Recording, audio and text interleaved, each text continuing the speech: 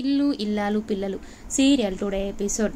ధీరజ్ ప్రేమ దగ్గరికి వస్తుంటే ప్రేమ ధీరజ్ నాకు ప్రపోజ్ చేయడానికి ఫ్లవర్ పట్టుకొని వస్తున్నాడు అనుకొని కలలు కంటూ ఉంటుంది. ధీరజ్ వచ్చి ప్రేమ ఏంటి అలా నిల్చున్నావు, నిద్రపోతున్నావా ఏంటి నిల్చొని అనేసి అంటాడు. అప్పుడు ప్రేమ లేదు ధీరజ్ ఏంటి చెప్పు అనేసి అంటుంది. అప్పుడు ధీరజ్ ఆ పాప నీకు ఫ్లవర్ ఇచ్చింది, థ్యాంక్స్ అక్క అని చెప్పమని చెప్పింది అనేసి అంటాడు. అప్పుడు ప్రేమ షాక్ అయిపోతుంది. అంటే నువ్వు ప్రపోజ్ చేయడానికి రాలేదా, ఆ పాప ఫ్లవర్ తీసుకొస్తే ఫ్లవర్ తీసుకొచ్చావా అనేసి షాక్ అయిపోతుంది. అప్పుడు ఆ పాపకి బాయ్ చెప్తుంది ప్రేమ. ధీరజ్ ఏం చెప్తాడో అనేసి ప్రేమ అనుకుంటుంది, కానీ ధీరజ్ మాత్రం లవ్ ప్రపోజ్ చేయకుండానే అక్కడి నుంచి వెళ్ళిపోతాడు. రామరాజుకి నర్మద వాళ్ళ నాన్న వచ్చి మాట్లాడతాడు.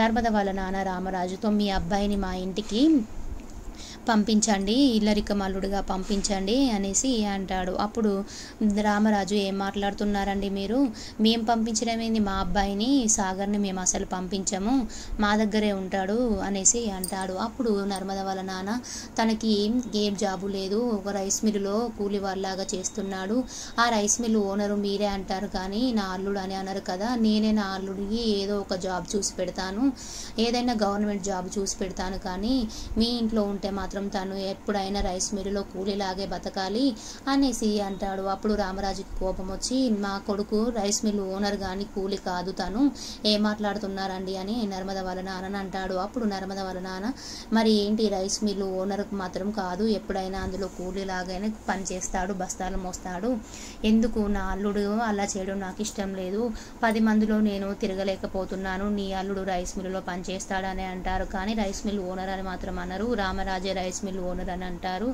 అనేసి అంటాడు. అప్పుడు రామరాజు మాకు అన్నం పెట్టిన రైస్ మిల్లు మేము ఎప్పుడు వదిలిపెట్టము, వాడు ఎప్పుడైనా రైస్ మిల్లులోనే చేస్తాడు, మేము మాత్రం మీకు ఇంటికి పంపించము అనేసి సీరియస్గా చెప్తాడు. అప్పుడే సాగర్ నర్మద ఇద్దరు వస్తారు.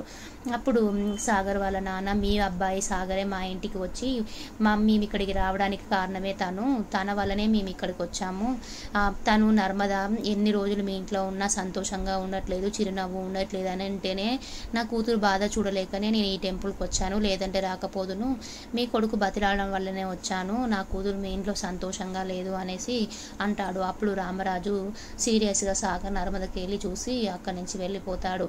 అప్పుడు నర్మద ఉన్న సాగర్ చాలా బాధపడతారు. నాన్న ఎందుకు ఇలా మాట్లాడాడు, మామయ్య గారు ఎంత బాధపడ్డారో ఏమో అనేసి నర్మద కూడా బాధపడుతుంది.